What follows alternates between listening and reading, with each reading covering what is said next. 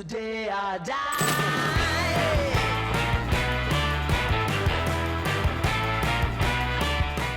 네, 반갑습니다, 여러분. 조커피TV 조현일입니다. 자, 저는 오늘 르브론 제임스 이야기를 해볼까 합니다. 자, 이 르브론 제임스가 최근 들어서 메가피쇼라는 곳에 출연을 해서 굉장히 재밌는 이야기들을 많이 했어요. 네, 그래서 제가 이 쇼를 한 75분 정도에 달했거든요. 네, 그래서 이 쇼를 보면서 굉장히 재밌는 내용들을 정리를 한번 해봤습니다. 그래서 제목을 르브론 제임스 떠도는 소문과 옛 이야기를 들춰내다, 이런 제목을 한번 달아봤는데, 일단 르브론 제임스는 뭐 리그를 대표하는 슈퍼스타입니다. 바와 까를 동시에 미치게 하지만 뭐 아무래도 바가 더 많죠. 네, 그리고 르브론 제임스는 말씀드렸듯이 최근 메가피가 진행하는 쇼에 75분 동안 녹화 출연을 해서 본인의 첫 NBA 파이널 경험, 또 마이클 조던과의 관계, 몸관리 비법, 팬 라일리와의 뭐 일화, 그 다음에 더 디시전 쇼에 대한 생각들을 이야기를 했거든요. 이거를 제가 재미있는 부분만 엑기스로 싹 한번 응축을 해봤습니다. 자, 르브론이 첫 파이널에 진출했을 때가 2007년이었죠. 야, 이게 벌써 18년 전인데 저도 기억이 생생합니다. NBA 데뷔가 2003년이었는데 얼마 지나지 않아서 4년 만에 팀을 파이널로 이끌었죠. 진짜 뭐 소위 말하는 난놈이었습니다. 당연히 소속은 클리블랜드였고, 그때를 회상하면서 르브론이 어떤 얘기를 했냐면, 야, 이 당시 멤버를 어떻게 파이널에 진출했지 싶은 일이었다. 그러니까 그만큼 이거는 뭐 전 동료들을 디스하기보다는, 야, 내가 과거를 한번 회상해봤을 때, 와, 우리가 파이널에 진출할 수 있는 전력은 아니었는데 어떻게 파이널에 진출했지? 단순히 좀 약간의 이런 생각으로 한 뉘앙스였어요. 전 동료를 깔아뭉개는 건 아니었습니다. 자, 당시 클리블랜드는 2번 시드를 받았습니다. 50승 32패, 승률 61%로 플레이오프에 진출을 했었고, 1라운드에서는 워싱턴 위저즈를 손쉽게 이겼습니다. 4대 0으로. 이때는 뭐 길버트 아레나스가 있었죠. 뭐 드션 스티븐슨도 있었고. 자, 2라운드에서는 뉴저지 네츠를 4대 2로 물리쳤습니다. 그리고 컨퍼런스 결승이 뭐 백미였죠. 네.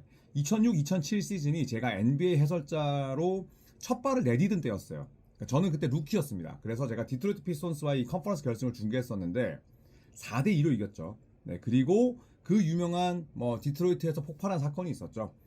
연속 본인이 플레이오프에서 25점 이상을 넣었고요. 25점을 넣었고, 클리블랜드가 기록했던 30점 가운데 마지막 29점을 르브론 혼자 기록했어요.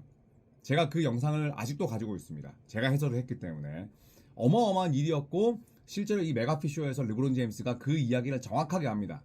르브론 제임스가 기억력이 좋잖아요. 그리고 이제 본인에 대한 숫자도 상당히 잘 기억을 하는 편인데 정확하게 알고 있더라고요. 25점 연속 넣었고 팀의 마지막 30점 중에 29점을 넣은 일이었다. 이런 얘기를 했습니다. 자, 하지만 파이널에 올라서는 샌안토니오에게 0대4로 졌습니다. 클리블랜드는 이 당시에 뭐 미친듯이 젊은 팀은 아니었지만 이제 막 떠오르는 팀이었고, 샌안토니오 스퍼스는 모든 것들이 다 준비된 완벽한 강호이자 우승을 이미 여러 차례 달성한 팀이었어요.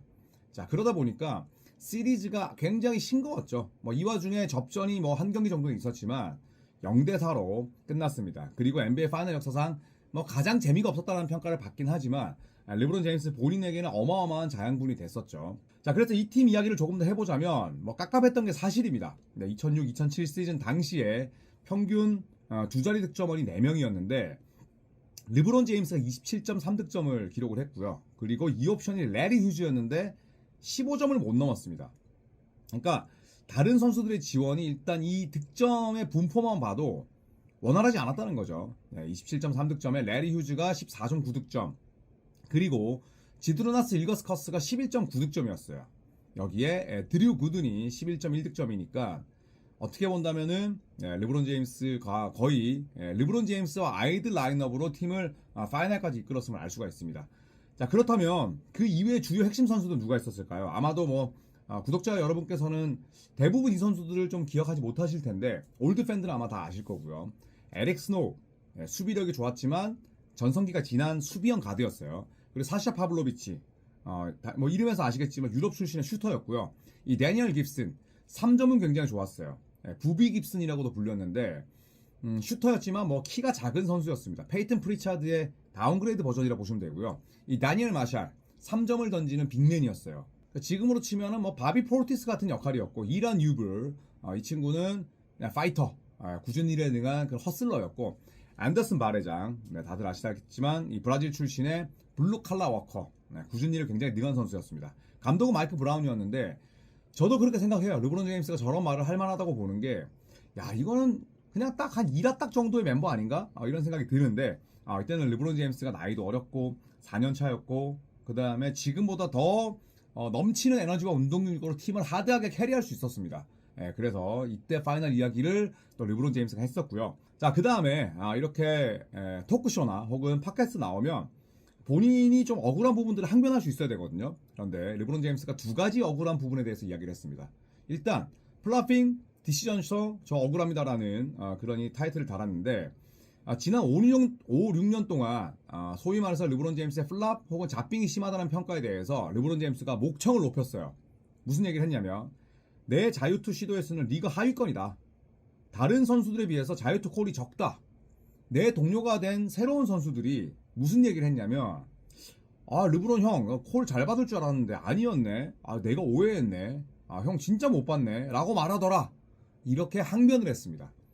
그러니까 르브론 제임스가 보면 플랍도 있죠. 모든 NBA 선수들 플랍이 있어요. 근데 플랍이 있는데 내가 파울을 못 받으니까 플랍 하는 거 아니냐. 솔직히 나도 억울한 거 많다. 지금 이런 이야기거든요.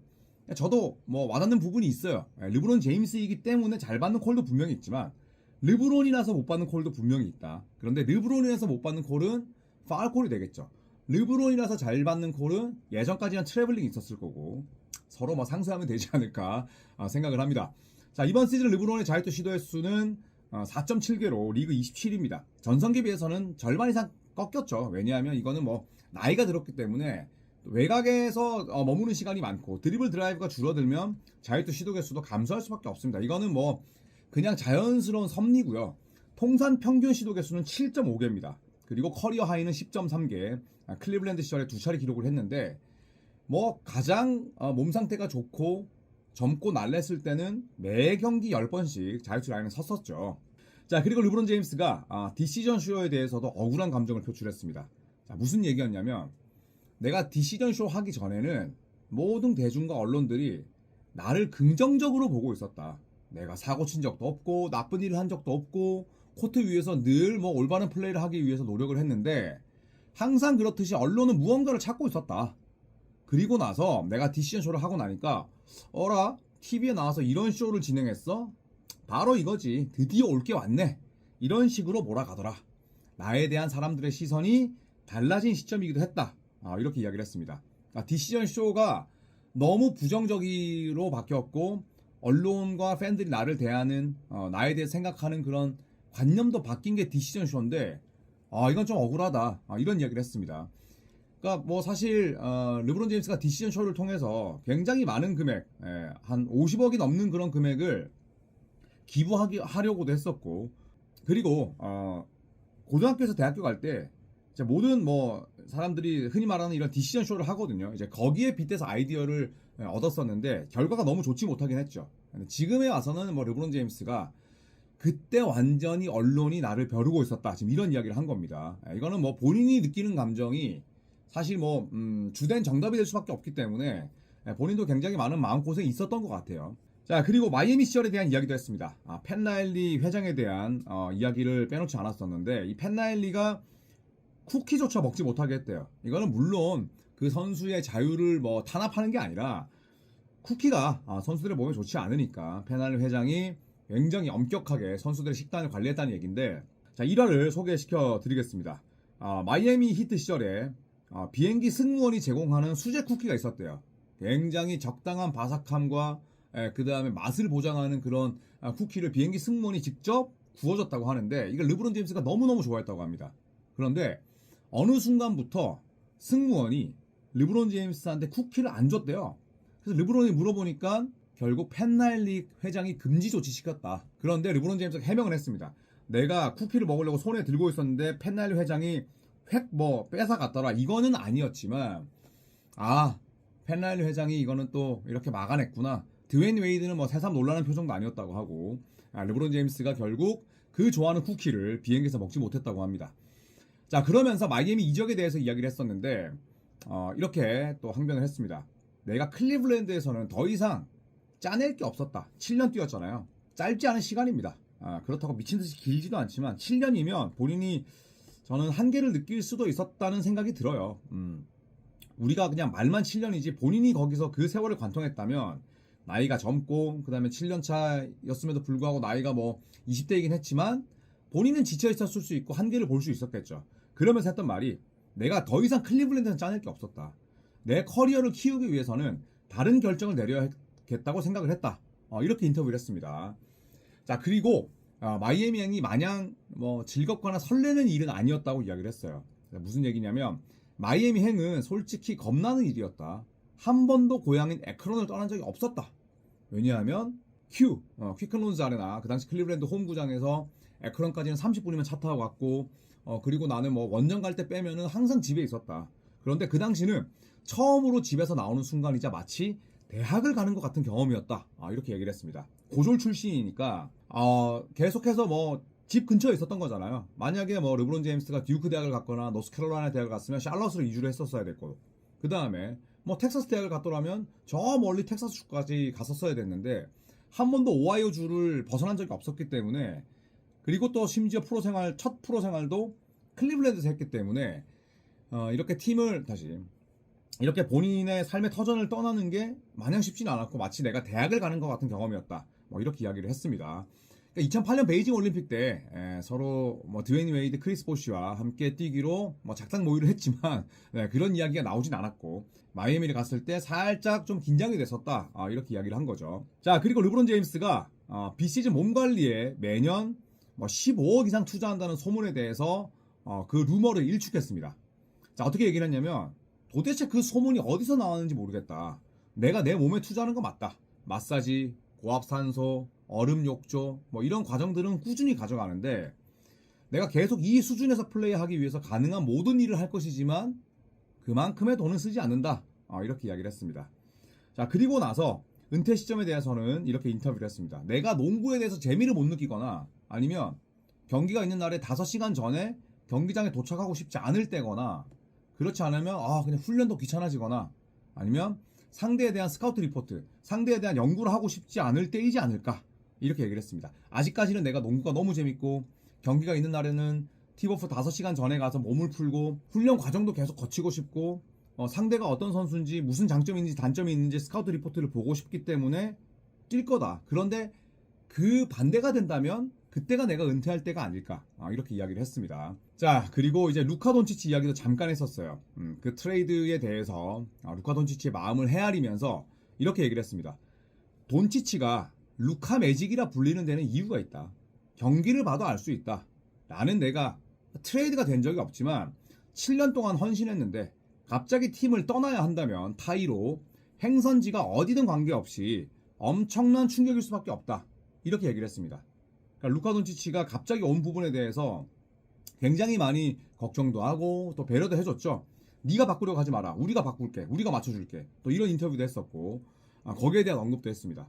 자, 그리고 세간의 평이 있었죠. 르브론, 루카 모두 볼을 오래 가져야 되는 스타일이고 르브론 제임스가 민감한 스타일이라서 둘은 잘 맞지 않을 거야. 이런 예상을 르브론 제임스에게 물어봤는데 르브론 제임스가 딱 얘기했습니다. 그거는 농알못들의 의견이다. 농구를 잘 모르는 사람들의 의견이다. 라면서 한마디로 일축했습니다. 자, 그리고 제가 개인적으로 가장 재밌게 읽었던 파트였는데 마이클 조던 이야기가 나왔어요. 그래서 마이클 조던과 뭐 관계 이런 것들을 물어봤는데 일단 르브론 제임스가 23번을 단 이유는 많은 분들이 아시겠지만 마이클 조던을 존경해서이죠. 조던을 존경해서 23번을 등번호로 택했는데 르브론 제임스가 이렇게 얘기를 했습니다. 내가 마이클 조던과 뭐 대화를 하는 사이는 아니다. 마이클 조던과 대화하는 사이는 아닌데 하지만 은퇴한 이후에는 조금 가까워지길 바란다. 코비 브라이언트와도 코트를 떠난 이후에 코비가 은퇴한 이후에 더 친해졌다. 2008년 베이징 올림픽, 2012년 런던 올림픽 통해서 가까워졌지만 본격적으로 더 절친이 된 건 코비가 은퇴하고 나서였다. 이런 얘기를 했습니다. 자, 그러면서 덧붙이기를 아무래도 아직은 내가 현역인데다가 조던은 다들 알다시피 경쟁심이 엄청나게 센 사람이다. 내가 조던과 같은 23번을 달고 코트를 누비고 있고 또 서로가 원치 않지만 서로의 이름이 비교되면서 오르내리다 보니까 아무래도 좀 나와는 약간 이야기하고 싶지 않다는 느낌이랄까 라고 이야기를 했어요. 그러니까 본인은 또 르브론 제임스가 코비 브라이언트와는 8살 차이가 나지만 마이클 조던과는 21살 차이가 나니까 더 큰 더 어려움도 있겠죠. 자, 그러면서 75주년 행사 때 조던을 만났다. 정말 멋진 순간이었고 나는 마이클 조던 때문에 23번을 입고 뛰고 있다. 꼬마였던 내게 아무도 주지 못했던 영감을 선사한 사람이다. 이렇게 존경의 메시지를 보냈습니다. 마이클 조던도 조금 르브론 제임스가 섭섭해할 만한 그런 뭐 언행이라고 해야 될까요? 그런 것들이 있었죠. 코비 브라이언트에 대한 애정은 엄청나게 드러냈어요. 사실 코비와 조던도 15살의 차이가 났었는데 코비 브라이언트가 워낙 살갑게 조던에게 다가갔고 서로 연락처를 주고받고 또 코비가 조던에게 이럴 때는 어떻게 수비해야 되나요? 포스업 어떻게 해야 되나요? 이런 걸 물어보니까 조던은 그런 코비가 귀엽고 예뻤던 거죠. 그리고 그 전에는 마이클 조던이 제일 좋아했던 상대가 누구였냐면 앰퍼니 하더웨이였어요. 하더웨이도 어마어마하게 아꼈었는데 이제 조던도 나이가 들고 또 은퇴를 하다 보니까 그렇게 또 정을 쏟는 후배들은 없더라고요. 근데 뭐 마이클 조던과 르브론 제임스가 불편한 사이는 아니기 때문에 조던과는 은퇴하고 나서 조금 더 가깝게 지냈으면 좋겠다. 이렇게 이야기를 했습니다. 굉장히 저는 뭐 재밌게 이 파트를 읽었고요. 자, 마지막으로 이제 르브론 제임스 아들을 향한 애끓는 부정에 대해서도 이야기를 했습니다. 현재 아들인 브로니 제임스와 레이커스에서 함께 활약을 하고 있죠. 자, 그러면서 이렇게 이야기를 합니다. 아들이 자랑스럽다. 아들의 멘토이자 동료로서 줄곧 아들인 브로니 제임스를 지켜봐 왔다. 그래서 지금까지 브로니가 해낸 일들이 자랑스럽다. 브로니는 드래프트 직후에도 줄곧 발전하고 있다. 이렇게 이야기를 했습니다. 자, 그리고 재미있는 일화를 얘기했었는데 얼마 전에 브로니가 39점 넣었잖아요. 그 이야기를 합니다. G리그에서 브로니가 39점을 넣었는데 경기가 끝나고 나서 아들과 대화를 했었다. 그런데 그때 브로니는 경기 중에 놓친 테크니컬 파울 자유투 때문에 씩씩거리더라. 그거 넣었으면 40점인데 이렇게 이야기를 하면서 굉장히 멋진 놈이다. 또 인터뷰를 했습니다. 그러니까 어떻게 뭐 본다면 아들이 브로니가 옆에서 제일 오래 길게 그다음에 임팩트 있게 지켜본 인물이 아버지였을 거 아니에요. 그러니까 아빠와 비슷한 경쟁심과 향상심이 있다면 저는 브로니 제임스가 각가지 뭐 조롱과 그다음에 비판 비난을 뒤로 하고 그래도 NBA에서 커리어를 이어갈 수 있지 않을까라는 좀 긍정적인 생각은 듭니다. 자, 그리고 마지막으로 르브론 제임스가 그런 얘기를 합니다. 심정지가 온 지 2년도 지나지 않았는데 맹활약하고 있다. 아들의 의지, 향상심, 경쟁심 덕분이고 주변 환경에 크게 휘둘리지 않는 그런 성향이 있기 때문이기도 하다. 브로니가 이렇게 얘기를 하더라. 여러 이야기가 들리지만 그저 동기부여로 삼을 뿐이다. 내가 뭘 할 수 있는지 잘 알고 있다고 말했다. 이렇게 인터뷰를 했습니다. 이 브로니 제임스가 굉장히 마이크 웍이 좋더라고요.